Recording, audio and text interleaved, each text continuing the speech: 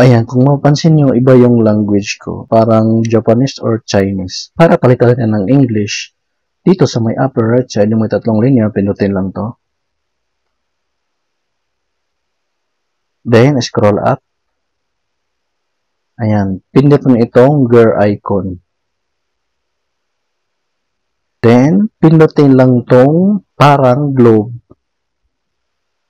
Ayan, kung mapansin nyo, nakaselect siya dito sa language na to. Then, ang pipiliin natin ay itong English United Kingdom. Ayan, just a moment. Ayan, so kung mapapansin nyo, bumalik na sa English.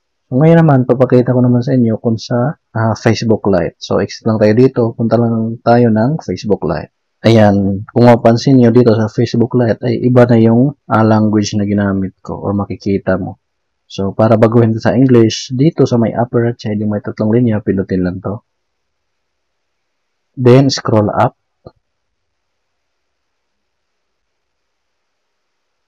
Then, dito sa baba, makikita mo yung malaking A tsaka maliit na A. Then, pindutin lang to. Ayan. So, dito mo makikita ang English. So, pindutin lang natin tong English. Ayan. So, kung mapapansin nyo, bumalik na sa English language. So, ganun lang kadali.